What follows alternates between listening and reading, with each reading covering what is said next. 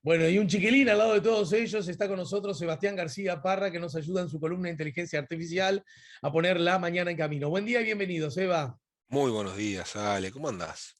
Bien, bien, con mucho entusiasmo, con mucho interés de conversar contigo, habida cuenta de la consigna propuesta del día de hoy, el papel de las tecnologías de la información en la guerra en Ucrania, ¿no? Sí, sí, un tema en lo personal apasionante.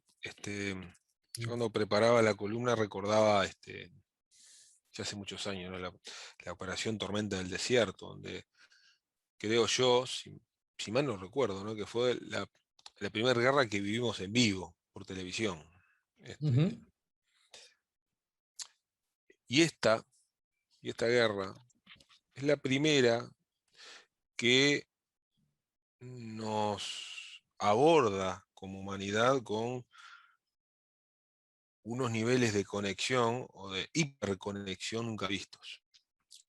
Em, y cuando hablo de hiperconexión me refiero a conexiones entre personas, entre instituciones, entre dispositivos, que hace que el carácter de la guerra sea un poquito distinto, o bastante distinto. Me voy a animar a decir que bastante distinto.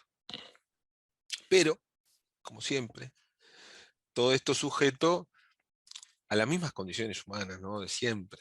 Esto no, esto, y ya me anticipo a un comentario que seguramente le voy a hacer más adelante, pero no hace ni mejor ni peor en la guerra.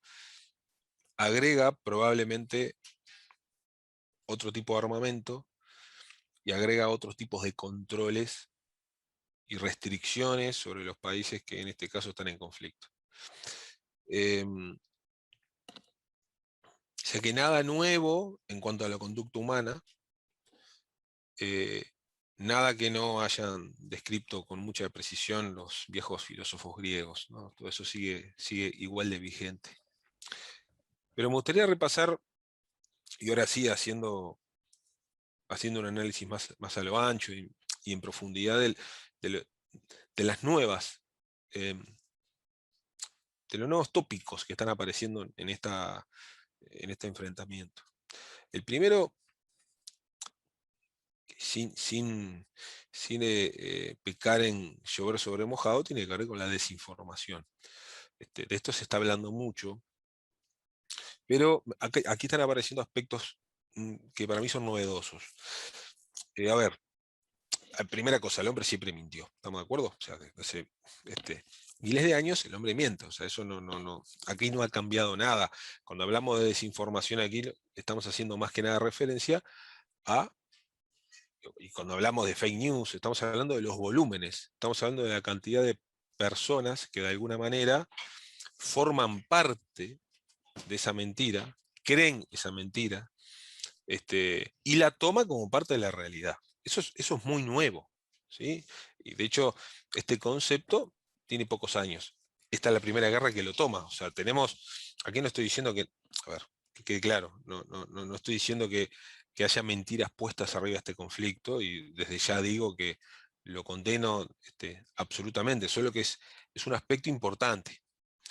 Estamos todos nosotros bombardeados de información y no sé, es muy difícil discernir cuáles son las fuentes más confiables y, por supuesto, cada mensaje que recibimos nos es muy difícil discernir si podemos confiar o no en ese mensaje. O sea, que este aspecto de la desinformación, el cual podemos estar hablando horas, Ujú. está cobrando muchísima relevancia, porque además esta es una guerra, según los analistas, que es una guerra de relatos, es una guerra donde ya no, los protagonistas no son solo los medios de comunicación, sino son las propias personas que desde sus teléfonos, estoy hablando de personas que están en los territorios involucrados, están generando noticias. Y esa noticia puede terminar siendo insumo para informar luego a miles de personas o millones de personas. Por lo tanto, ahí la desinformación empieza a tomar un aspecto muy relevante. Eh, por otro lado, me parece muy importante el rol de las grandes empresas, como puede ser YouTube y Twitter. Y acá, en este aspecto, creo que vale la pena detenernos. Em, eh, Recordemos que las comunicaciones del actual presidente ucraniano se hacen a través de estas plataformas. Él se está comunicando a través de Twitter y se está comunicando a través de YouTube. A través de eso está llegando a todo el mundo. Y de esto se están nutriendo además los medios de comunicación tradicionales. Sin embargo, producto de las presiones, estamos hablando de empresas privadas, recordemos esto, ¿está bien? Empresas privadas que están manejando las comunicaciones a nivel mundial. Y producto de las presiones que están recibiendo de los gobiernos, fundamentalmente en este caso del gobierno norteamericano, es que ya están tomando medidas estas compañías de, por ejemplo, restringir todo el contenido generado desde Rusia. Los medios RT y Sputnik ya fueron bajados de YouTube. No es posible ya verlos a través de estas plataformas. O sea que ahí Bueno, ya... agreguemos lo que más temprano comenté y que algunos oyentes también comentaron, que Antel decidió que Vera TV no transmita la cadena rusa Rusa Today, ¿no? Correcto. Eh, ahí, ahí tenemos ese impacto local y obviamente, ¿no? Toda eh, todo el debate que eso puede llegar a generar. Lo que estamos comentando aquí es que eso maximizado por varios millones, porque lo que estamos diciendo es, bueno, estas dos compañías, que además son privadas, tomaron la decisión de que toda comunicación que salga de Rusia no pueda ser visualizada por el resto del mundo. Eso es un aspecto también que me parece muy relevante y muy nuevo en este conflicto. Dos temas que también fueron muy difundidos y que tienen que ver con los sistemas de información también, tiene que ver con algo que muchos aprendimos de repente en esta guerra, que tiene que ver con esto del SWIFT, qué significa, ¿no? ¿Qué significa de que Rusia está siendo excluido, muchos bancos rusos está siendo excluido del sistema SWIFT? Y convengamos que hoy existe una especie de magia, ya de hace muchos años, de los años 70, que existe, fines de 70 que existe SWIFT, de que de repente yo coloco dinero en un banco local, supongamos el Banco República, y Sí. ese dinero, por arte de magia, porque yo lo indico, aparece en una cuenta en Brasil. ¿Sí? Eso, esa magia, se hace a través justamente del sistema SWIFT. Es un sistema de colaboración de todos los bancos que permite justamente realizar transacciones entre países, o transacciones cross-border, ¿no? Transacciones que atraviesan fronteras. Por lo tanto, lo que se está diciendo en este caso es, muy bien, desconectemos bancos rusos de este sistema, de manera de que cualquier transacción que quiera ser recibida o enviada desde Rusia no pueda hacerse. O sea, aquí estamos hablando de una medida electrónica, estamos hablando de una medida desde el punto de vista del sistema de información que tiene un impacto económico muy importante, porque no es posible efectuar pagos desde Rusia y Rusia no puede recibir pagos electrónicos, que es la manera estándar de hace décadas que se mueven los grandes volúmenes de dinero. Con el impacto que esto tiene en las importaciones y en las exportaciones, supongamos que podemos llegar a tener empresas locales, uruguayas, que están esperando recibir un pago de Rusia por un servicio o por una exportación, que quizás por esta medida no la van a poder recibir hasta que esto no se corrija, porque no hay forma, no existe otro mecanismo, salvo las criptomonedas, de que Rusia envíe un pago al exterior dada esta medida. Otro aspecto es Visa y Master, dos empresas norteamericanas, ¿sí? Visa y Mastercard, que también decidieron empezar a desconectar bancos. ¿Y esto qué significa? Cuando nosotros, los que tenemos una tarjeta internacional, queremos hacer una compra, por ejemplo a través de Internet, nuestro banco, el banco que emitió nuestra tarjeta, se comunica a través de un software con la red internacional de estas marcas, ¿sí? La red internacional de Visa o la red internacional de Master. Luego ahí se realiza todo el ruteo para que esa autorización, ¿sí? Para que esa compra se pueda realizar. Sí, Lo que está sucediendo es que Visa y Master ya tomó la decisión de comenzar a desconectar bancos, de manera que los habitantes de Rusia, los tarjetavientes rusos, ya no pueden utilizar estas tarjetas para comprar en comercios locales o para comprar a través de Internet. El otro día escuchaba a un analista que me dio mucha gracia, decía, bueno, ya los rusos no pueden ver Netflix, ya no pueden pagarlo, ¿no? claro. Y lo planteaba como un tema menor, y no es un tema menor, porque en la medida que también se van cortando los accesos a plataformas de este tipo, y yo imagino que comienza a generar un descontento muy importante a nivel de la población. Entonces, son más allá de todo lo que tiene que ver ni que hablar con los aspectos de inflación, con la devaluación de la moneda rusa y demás, el acceso directo a servicios que los rusos hoy están usando ya no lo pueden utilizar, porque no le pueden pagar o porque está siendo desconectado.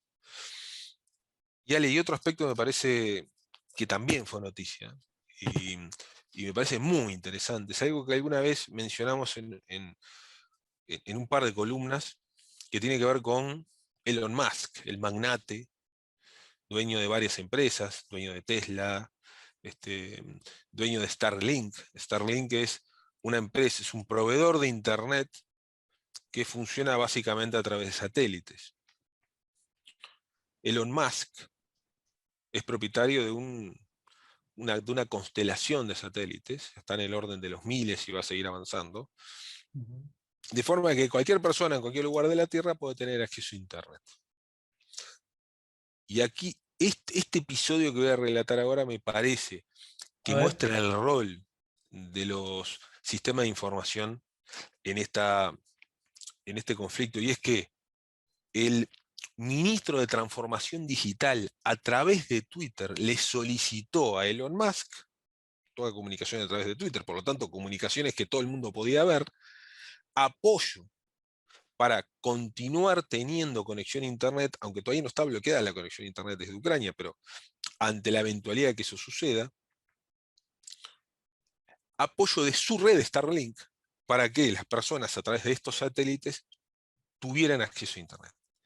A las pocas horas, Elon Musk, a través de Twitter, también respondió que eso iba a suceder, que el sistema satelital ya estaba configurado y que los dispositivos ya estaban en camino, porque de alguna manera quienes quieran acceder a Internet a través de la red satelital necesitan una especie de módem, como lo que nos instalan tele en nuestras casas, que tienen antenas y se conectan a esa constelación de satélites.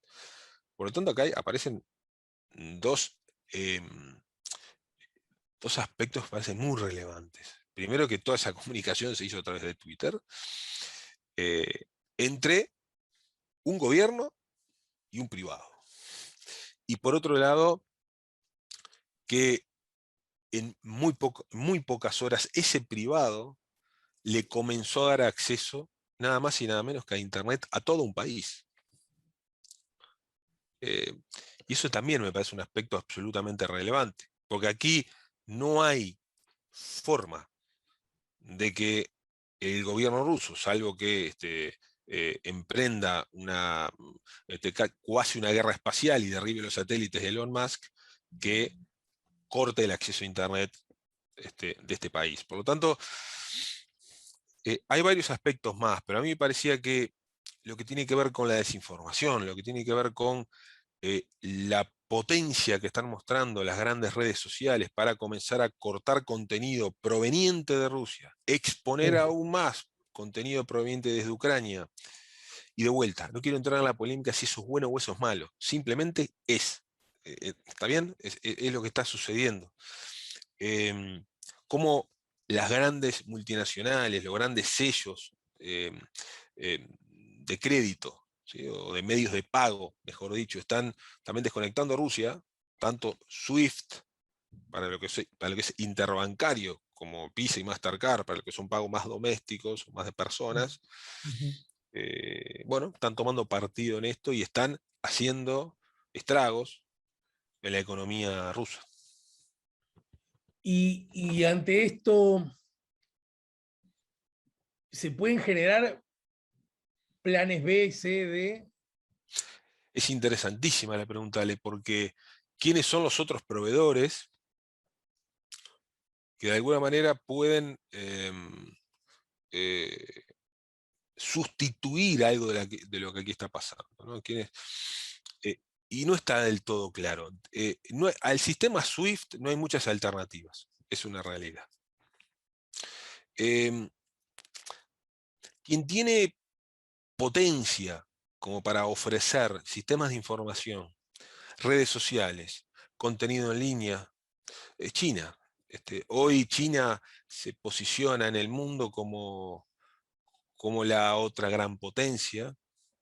Pensemos en TikTok nada más, ¿no? Como una red de origen chino, ¿verdad? Eh, que hasta ahora no ha tomado ninguna medida y no creo que la tome tampoco en cuanto a cortar servicios, pero sin embargo,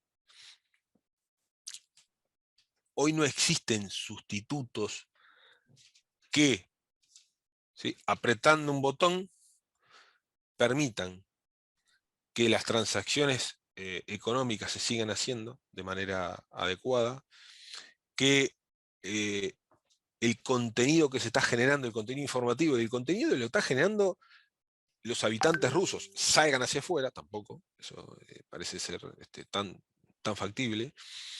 Eh, por lo tanto, no estoy viendo un plan A, un plan B, por lo menos desde lo que yo conozco y de lo que estuve leyendo en estos días, que le permita a Rusia salir de esta especie de aislamiento tecnológico. Y déjame agregar, Ale, algo que no quiero olvidarme, que es que antes que comenzara la guerra militar, comenzara el ataque militar, Rusia ya había empezado un ataque cibernético, una ciberguerra, que también está en el mismo campo y tiene que ver con afectar servidores pertenecientes a ministerios y demás rusos, perdón, ucranianos, que, bueno, que fueron ya afectados desde semanas antes. Y acá no estamos hablando de hackers privados, de jovencitos que están con ganas de, digamos, de mostrar su patriotismo hacia Rusia, sino que estamos hablando de hackers profesionales, hackers que forman parte del gobierno ruso, contratados por el gobierno ruso, y que tampoco son la excepción, ¿no? Muchos gobiernos tienen esos hackers justamente, primero, para atacar y segundo, para defenderse de los ataques rusos. Hay recomendaciones que están recibiendo varios estados del mundo para protegerse de los ciberataques rusos, que no solo están siendo dirigidos hacia Ucrania, sino que ya hay reportes de intentos de ataques o de ciberataques en otros países tales como Estados Unidos. Por lo tanto, ahí también, y ya aproveché a responder tu pregunta y agregar esto que no quería olvidarme, cómo aparece un campo totalmente nuevo en un conflicto bélico. Bien, claro, claro. El luce sin antecedentes, ¿no? Luces sin antecedentes y, y también, y por lo tanto, mejor dicho, luce sin una clara perspectiva de cuáles son los efectos inmediatos y los efectos posteriores de una medida de este tipo. Bien. Bueno, no sé, me dejas claro. Al no tener antecedentes, usando, ¿no?, la guerra del Golfo que vos planteabas más temprano, que era algo que veíamos por primera vez por televisión en vivo y en directo. En vivo y en directo, entre comillas, ¿no? Porque Entre realmente, comillas. justamente por esa misma circunstancia, más bien que se vio poco, ¿no? Y, y ahora esto que luce como una novedad, por Sí, lo menos sin correcto. antecedentes muy marcados, ¿verdad? Correcto. En relación a un conflicto bélico, sí, Ana, sí existen relacionados a bloqueos. Corea del Norte, Sí, sí, claro. obviamente sí ha sido bloqueado ya hace muchos años de estos sistemas. Em, pero esto es para la humanidad un aprender. Y aprender de todo sentido, de vuelta. Esto no es una conversación para un técnico como yo, no es una conversación para un ingeniero. Me parece que ahora hay espacio para que se haga un análisis filosófico, ético, de lo que significa que empresas privadas puedan tomar estas decisiones de manera unilateral, y bajo criterios que parecen claros, parecen santos en este caso, pero quizás sea necesario hacer un análisis mucho más profundo para entender cuáles son las implicancias fundamentalmente para una población rusa que quizás poco tiene que ver con el conflicto. Te mando un abrazo y te agradezco mucho, como siempre, Sebastián. Fuerte abrazo, Ale. Nos vemos La el miércoles seguimos que la viene. semana que viene, ¿verdad? Con mucho gusto, así será.